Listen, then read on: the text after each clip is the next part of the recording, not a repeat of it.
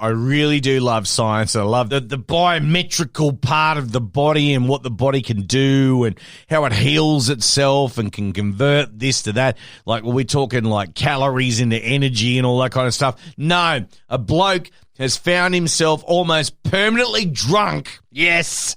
By developing a condition which turns his stomach carbs into alcohol. Nice. Now, how does this happen? I want to know. How does it happen? You're just a fat prick.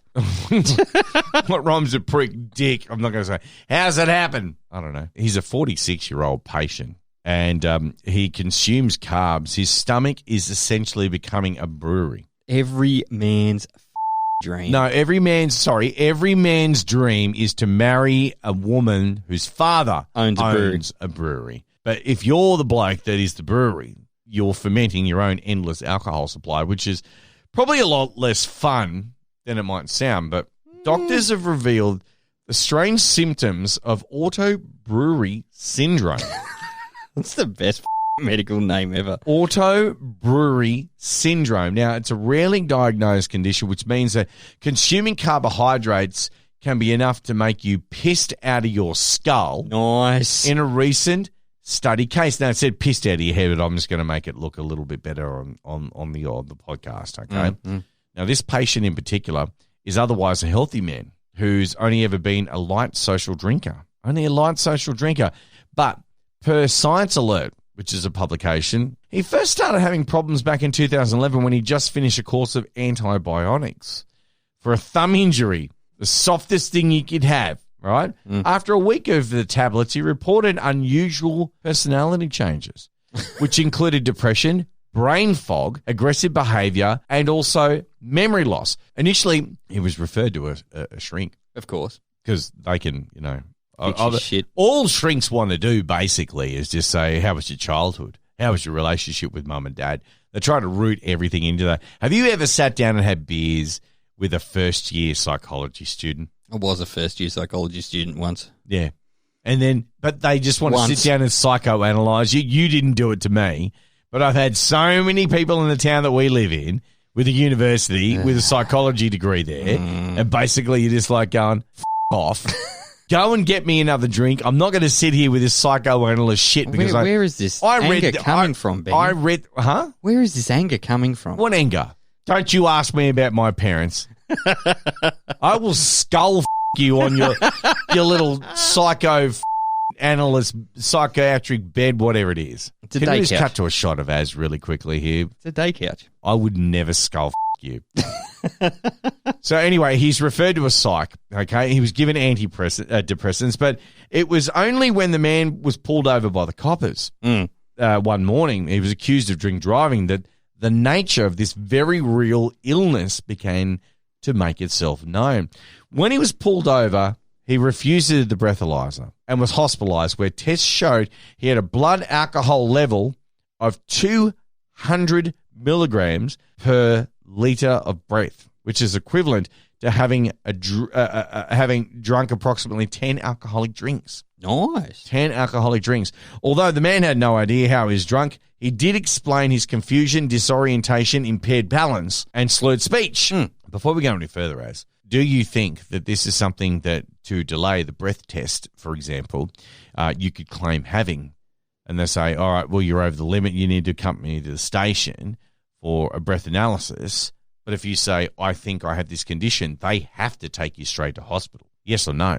I honestly don't know. Are you going to dodge the thin blue line by doing no? You're going to make them more angry when they find out you don't have it. I don't think they're angry. Wasting police time. Yeah, well, that's true. That's where the phone books come out. The thing is, though, he was then taken to hospital. After being discharged, the man approached a clinic in Ohio for advice, and whilst most of his medical tests looked normal, his stool sample, this is why you get into pathology, kids, so you can look at other people's shit.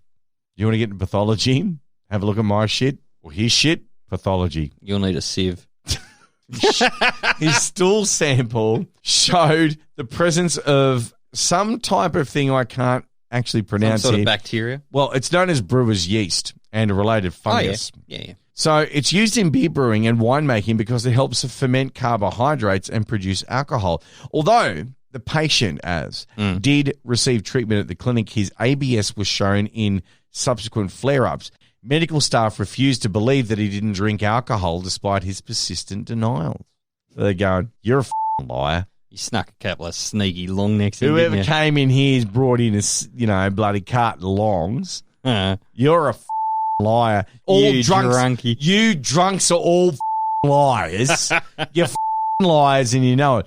Well, anyway, he sought help from Richmond University because that's where you go if you're in trouble, basically. I thought you went to Dr. House when you had something you couldn't find out. Probably. Although he tried to go to this other secret specialist who said, righto, we can go down into the little bat cave. It's a combination of antifungal therapies and probiotics to treat this gut microflora. I'm sorry, I'm getting very technical in this regard. You're doing well. Microflora for the gut.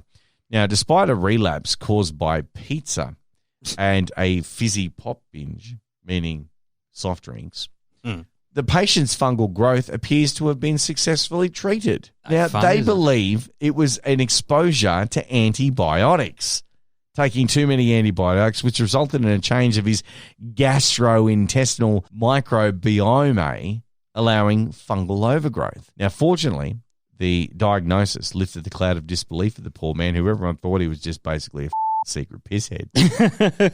All of them. So apparently you can develop this fungal thing in your guts. In your guts that makes you off your guts. So you've basically built a brewery inside your stomach. And you know what? You'd be the best cheap drunk. You just go and get 2 packets of Smiths, knock down a couple of packets of chips, and you're gone. You've had 10 vodkas. I'd top it up with some shiitake mushrooms, all that kind of thing, and just at your pub and just on the waters. You know the best thing, though? Even if they drained his stomach and put it in a glass, that would probably still be the best tasting craft beer out there. Probably. And you know what, though? Some really bad diabetics, you can take their urine and make whiskey out of it, apparently. Great. Yep. So getting on the piss while drinking piss. This is The Burble with Benny and Az.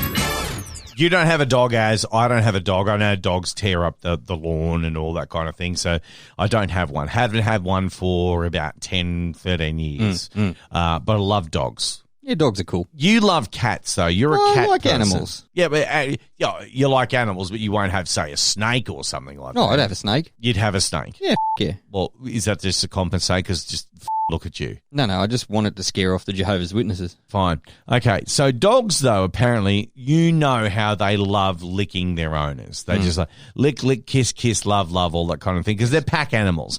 They want to show the dominant person in the pack or animal in the pack that they're loved and they'll do anything for them and all that kind of thing, all that kind of stuff. Dogs whimper and whine when people aren't there. They jump up on you when they come home and all that stuff. What's the real reason the dog licks you? And don't be sexual. Don't be sexual. Because its butt plug fell off the wall. No. Look, as far as I know, it's because you're salty. Well, yeah, that's correct. They like salt. That's right. Yes, exactly right. And humans are salty. That's right. Dogs love their bones. And they know that you've got bones in you. But they think that that's what it is. No, they actually love kissing and licking you because you've got salt that's secreted out of your sweat glands. Mm-hmm. And so that's why they like kissing you. That's true. But. There's always a but. There is a but. You fall over dead in your house. Yeah. In the kitchen, say, for example. On the tile. You're on the tiles, not on the tiles. A night and 3 days on the tiles because no one knows you died. All right? You start turning to liquid, then you're on the carpet. Yeah.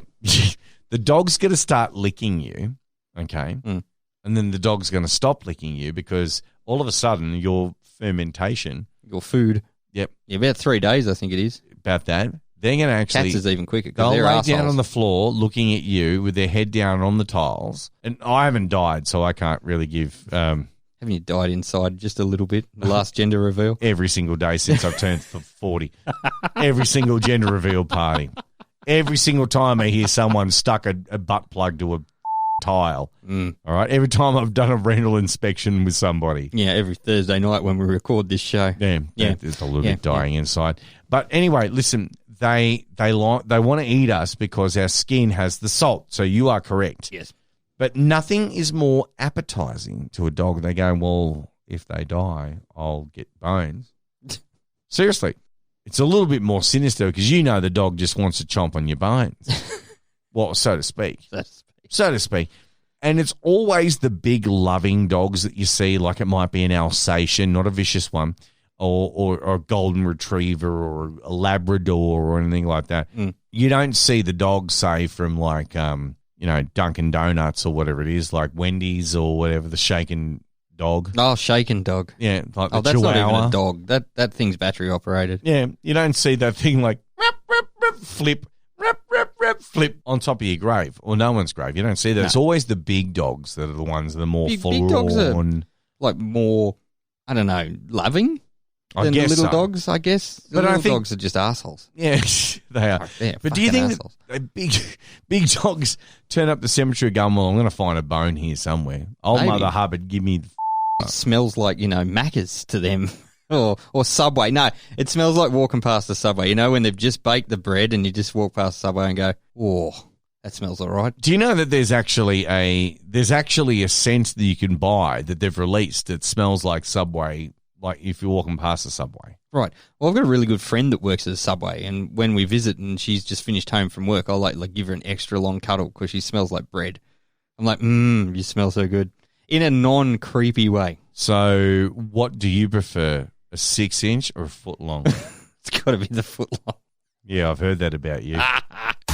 Hit us up on the socials at theverbal.com.au. As the competitive world of audio is going off, we've got all these streaming areas we can go to. There's Apple Music, Spotify. I think Pandora's gone now, isn't it? Is it died off or something like that? But you can access all this media. YouTube, for example, you can access it everywhere. Yes. But then everyone's going, how do people listen on this stuff? How do we get to actually involve ourselves in this? Well, you can plug your headphones into your mobile phone, your smartphone, and off you go. You've got it when you go jogging, when you're strolling through the shops, when you're creepily, trolling people on the internet, all that kind of stuff. You've got your music in. But there are other devices that are out there that, basically I want to be able to take in my music, take in this media that I've paid for $12 a month.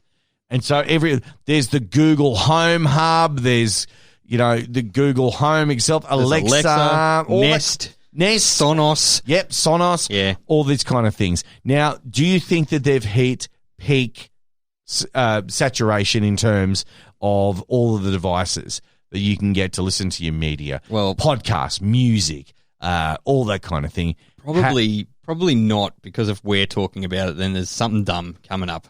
Yep. Well, Gwyneth Paltrow has a lot to answer for. I like Gwyneth. This is a real sliding doors moment for you. Is this a Goop thing? It is a Goop thing. Yay. $150, Az. Righto. $150 hard-earned dollars. Hard-earned. You can slap down on the counter there. You can get your own baby pod. But that doesn't sound so bad. Baby pod? Is it like what you put your bub in and go for a run or in the car? No, it's a speaker you can jam up your hoo-hoo. And there it is. Which also features earphones. Oh. That hang out of the vagina. So mothers and bubs can enjoy the same thing. Now, I remember a couple of years back on another internet radio show that we did, you described how you had mated with someone who's now a missionary. Oh, God. And back in those days, you did say, remember when you were making relations with somebody and you would share an earphone? So they'd have one, you'd have other, but you couldn't be too far away. Like if it got too vigorous, then one would pop out and someone would miss the latest Savage Garden song. Do you know what I mean? Yes. Well, now there are cables that goop out. You can plug in. It's not Bluetooth? Well, not good enough. I think they tried to limit the amount of technology in the hoo-hoo. They've got to. You've got to. You've got a speaker in there.